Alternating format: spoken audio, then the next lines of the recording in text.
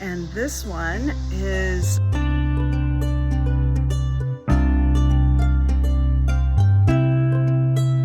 welcome to the studio. Come on in. Hi, welcome to Color Me Happy Fiber Arts. This is our monthly studio show, and you will see we are not in the studio this time. I'm Michelle, and my partner at Color Me Happy, Linda. She and I are in different continents, actually, this month, or for part of the month. So we're doing this show in different pieces, and then I'll put it together. We usually start this show by talking about what we're excited about. I'm really excited to be here in Brittany talking to you.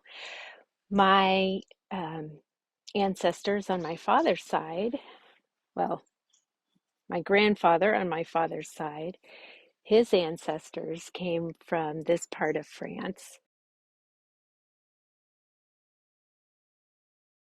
Several years ago,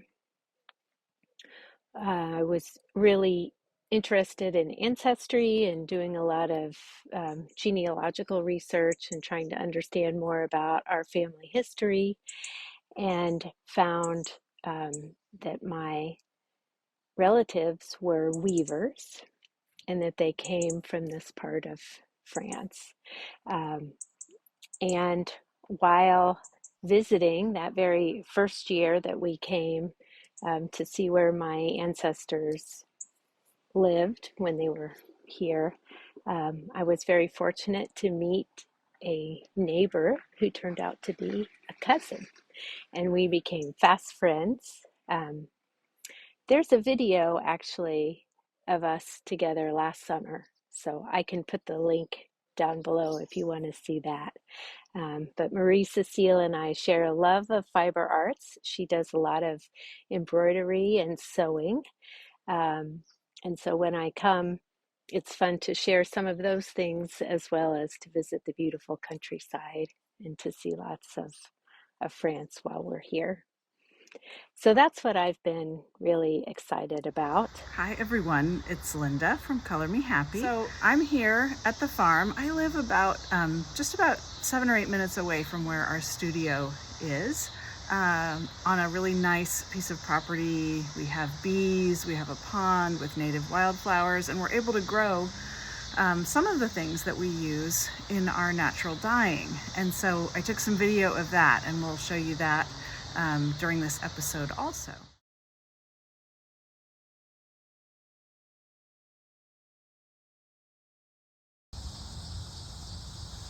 So this view of the farm is out in our pasture. We planted some native wildflowers around our pond. These are mainly for the bees. We have beehives, which we keep here at our farm. We manage about 15 beehives. Over here, this year we were doing some work, so we seeded with wildflower seed mix for pollinators, and that did really well. We haven't dyed with any of these cosmos, but cosmos is a dye flower, which some of these guys out here are. That's our barn. That white trailer is our Color Me Happy trailer that we drive around when we're going to bigger festivals and shows. And then over here by the beehives, I wanted to show you where our madder bed is located. We put this over kind of behind where our beehives are and right next to our raspberry patch. And we set up the madder bed so that it would have 3 different sections. Since madder takes about 3 years to develop enough color in the root of the plant, we have sort of 3 sections of our bed that we developed. And I know it doesn't look like much of anything here. It looks like weeds that are just sprawling all over. But those are actually madder plants. And the madder plants, if you touch them, they're almost like Velcro. They feel really sticky. They want to stick to your skin or to your clothes. And they get tall, like these ones in the back. This is our oldest side of the bed over here. These guys are making lots of seeds. You can see the dark seeds that get kind of a blue-black there, and they're kind of sprawling over this extra fence piece that I put up. And those are the ones that this fall we'll be able to dig up the roots and see if they're going to have some good color for us. So we're some nice brick reds. And then this part of the bed has lots of seeds, but the plants are smaller. These are plants that are in their second year, so they wouldn't be ready for any harvest until next year. And then way over here in the third part of the bed, you can see where we planted seeds this year, and they've done really well. So all of these guys here that you see, there's a row of 4 here and a row of 4 here. We planted 8 more madder plants. They've all done really well. The guys from the prior year will kind of grow and flop over and drop their seeds. And so in any madder bed that's been there for a while, you have some plants that are older and some that are newer. And when we harvest, we'll try to pay attention to that and just take the bigger ones and leave the other ones, and generally harvest in one area at a time each year to try to keep our madder bed nice and sustainable. So that is our Color Me Happy madder plants. You can see right behind them are all my raspberries, so I have work to do since we have a fall raspberry crop to get out there and pick some raspberries. So I think I'll do that next. Another thing that we harvest here at the farm is goldenrod, and we have some of this in a field right next to the studio too. It's just starting at this time. And you can see, we'll try to take the goldenrod when it's bright yellow like this and put it in the freezer. And then we've got other little spots all throughout our pasture where there's quite a bit of goldenrod that we'll end up harvesting later this year. This is where I grow some native plains coreopsis on the farm. It's out here in front of our solar panels. It reseeds itself pretty easily in this area, so every year I have 4 or 5 plants out here, and I can go and I can harvest from them. I just snap it off, put it in my jar, and then dry them on screens. These are the screens that I have set up in our little garden shed for drying the coreopsis flowers. Nothing fancy, they're just old garden screens, and I'll kind of tap them here, get them to fall down toward the end where they're already dried. And there's a bunch over there where that's been done. And then I'll take the ones that I picked today and just kind of sprinkle them out, spread them out a little bit like that. They're such small, delicate flowers that they really do dry quite quickly. Just a matter of even overnight, or at least a few days, they'll be pretty dry. And once they're all dried, we'll put them in jars or other bins and keep them for use in the studio.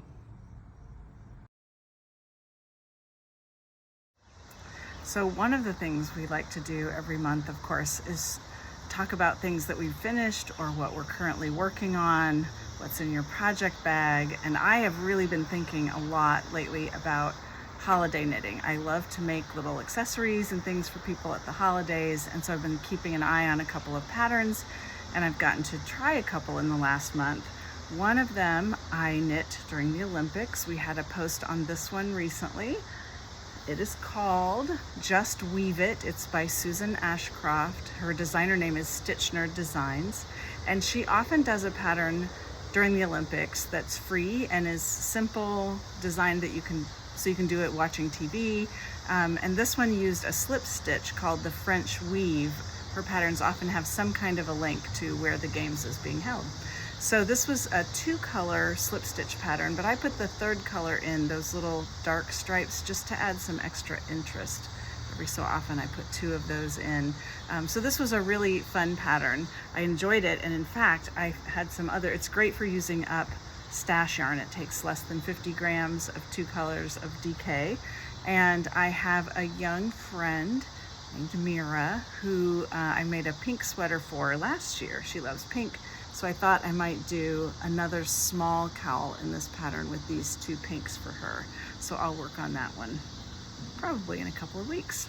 So Just Weave It was one of the patterns that I did. And then I just finished another one that I really, really like called the Popple Bandana, Popple. And this one is also uses a slip stitch, but one where you have the floats on the right side of the fabric so you can see them. And then 2 rows up, you pick them up and kind of pull them up with a stitch. And so it makes this lovely rippled pattern. And this was really fun and so fast. It's really lightweight. It uses fingering weight as the background. So for me, that was the plum color. And then you could use another fingering weight, but I used a Suri Silk just so the ripples would be a little bit fuzzy. If you can see that. And it's really lightweight. It will be a really nice, soft, kind of lightweight little bandana or scarf to wear.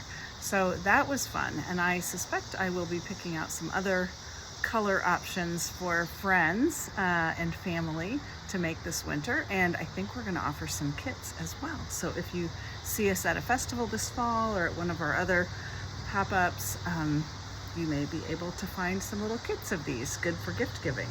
So that was another one. And then I'm actually only working on one thing right now, and this maybe seems a little silly because I've been knitting for a long time, but I have not really crocheted very much. I did a little bit when I was young. My grandmother taught me to crochet, and then I didn't really do it very much at all. And so I'm kind of learning like a beginning crocheter, and I've done a couple of projects, little kinds of washcloths and things like that.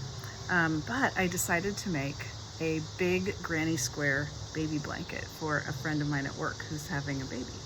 And so I just got started on that. Here it is. So these are kind of the 4 colors I'm going to use. I think lavender, white, this kind of olive green, and a dark purple. These are not Color Me Happy yarns. This is a really lovely 80% cotton, 20% alpaca. So it's really soft, soft cotton with just a little alpaca for some warmth. So I'm going to be doing that. It's an easy blanket. I feel like I've gotten the granny stitch idea down. And I'll just be going around and around until it gets the size I would like it to be. So that's going to be some fun, easy knitting too, but kind of gets my crochet muscles all working together, and repetition, muscle memory, all those good things. Hopefully I'll be getting better at crochet while I'm doing it. So what am I working on? For me, one of the more stressful aspects of traveling is trying to figure out which projects to bring and how many. I usually pack too many. I don't want to find myself without something in my hands. So the largest one that I brought is the kimono cardigan by Knitting Danny, and I just love this. I think I talked about this last time. It's a German pattern, and it's written in German, and I don't speak German or read it, but I did do a Google Translate, and I'll show you what it looks like. It's so cute because it is, it's got this little panel that comes together, and so I did just bind off earlier this week, a few days ago, and it's just so cute. So of course it hasn't been blocked. I'm just still working on the sleeves. But I love this little panel and the edging. It just lines up really nicely. And you pick up the sleeves, and I'll knit down this way, and there'll be another little panel cuff. But it is so snuggly and soft. And what I am knitting it with, I have the Ito yarn, Kinu, which is kind of the recycled or repurposed silk. And you can see the little specks in it, which is fun. And I've put that with Suri Silk. And I love Suri Silk. And this I dyed with logwood and lac, and a little copper to make this. But you know what? I did not bring enough of this Suri silk. Sleeve done, and I'll have to wait until I get home. Hello again. It is the next morning. When I went to watch the video last night, there were these random places of screeching in the audio. Something was going on with my computer. I'm not sure what it was. So I thought I would retape the end of my part of the show on my phone. So here I am the next day, and I wanted to show you my second work in progress, what is in my project bag. And it is actually on this little carrier that I love. I got this from Oma Knits, and I'm gonna have to look up what brand it is. It's really meant for one skein, but I have my little mini skein on top so that I could do both. And it's so much fun because I can walk in the fields. I can do it in the car and hang it from the rearview mirror when my husband is driving. Anyway, I am working on the striation scarf by Amba O'Brien, and this is a fun quick knit. It's supposed to be, well, it was designed with two sock weight yarns together that you alternate throughout, and she also showed samples where you have a mini set, or you could use leftover yarns and make it kind of a scrappy project. So I decided to use a set of our mini skeins and combine that alternating stripes with my favorite Suri silk, just so it will be a very comfortable, snuggly kind of thing. So you start small, add stitches, and then around here I level off and I'll be knitting evenly for a while, and then I'll decrease again at the end. And this is one of those projects that I can do while I'm in the car or having coffee or walking along a stream. So it's a lot of fun. So I hope you're enjoying whatever it is you are crocheting or knitting or thinking about crocheting or knitting. And we will look forward to talking with you. Drop it in the comments if you have an exciting pattern or something you're interested in, or if you have questions for us. We always love to know what you're thinking about and what you're interested in doing. So hope you have a great month, and we'll see you soon. Bye. Thanks again for watching, and we'll see you next time. Bye.